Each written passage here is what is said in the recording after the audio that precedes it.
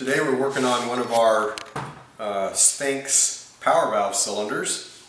The Sphinx power valve is using these Rotex power valve parts, and the power valve is this sliding gate valve that allows us to raise and lower the exhaust port according to engine RPM.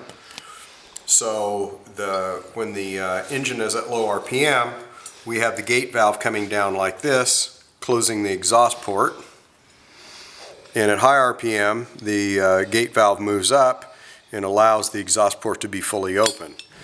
This is what the valve itself looks like, and these are the parts.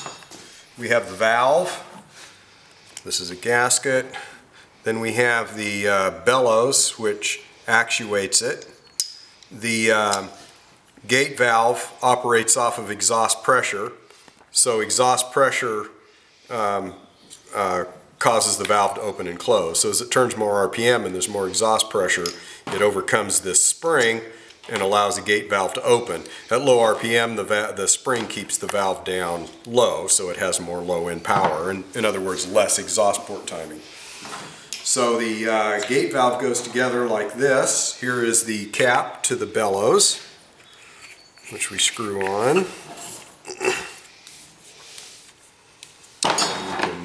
Snug it up. Before I snug it up, I'm going to put get the bellows over the cap.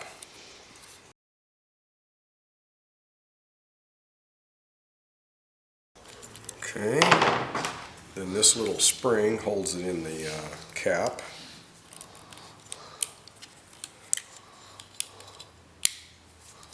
Okay.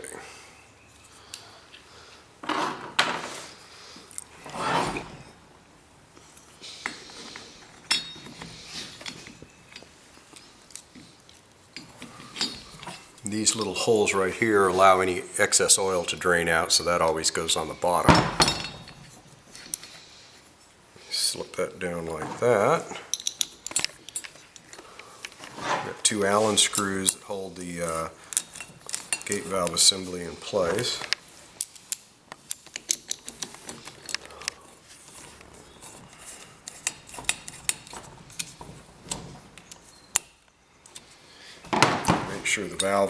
Make sure the cap is tight and just snug it.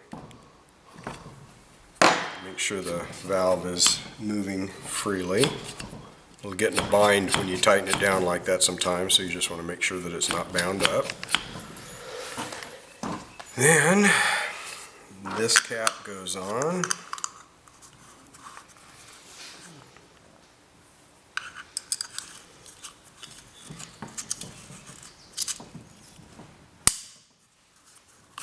That holds the cap on in place.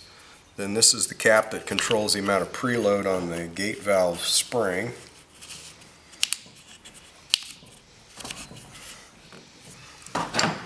And we can basically run this down. We usually set this valve, the spring on this, take this cap down, the red adjuster down till it's flush with the end of the cap, and then probably go in another turn. Now you have a fully functioning gate valve. The gate valve, this is what we're focusing on. There's the gate valve in the down position, and then as engine RPM, it goes up. I don't know if you can see that. Can you see that? It's the gate all the way up.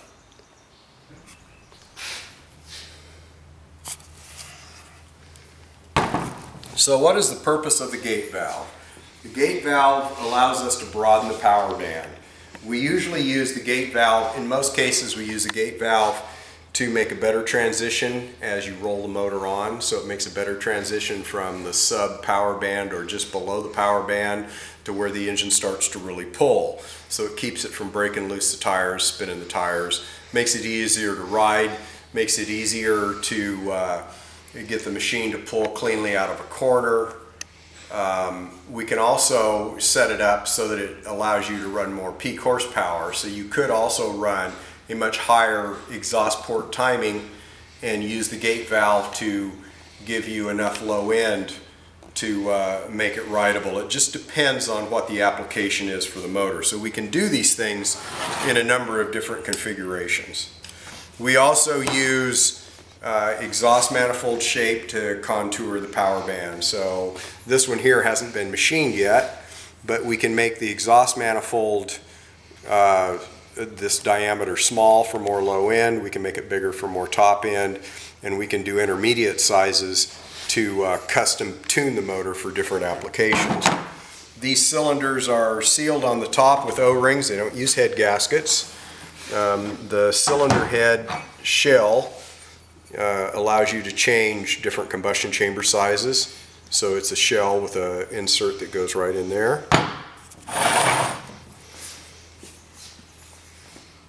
This particular configuration is designed for a 76 millimeter stroke. So in this case, we use a 76 millimeter hot rod stroker crank, and we true this crank, check it for run out, weld the ends, weld the crank pins, just tack the crank pins so the crank can't twist. These motors make enough horsepower that they can twist the crank sometimes, so that's just a little bit of a safety benefit.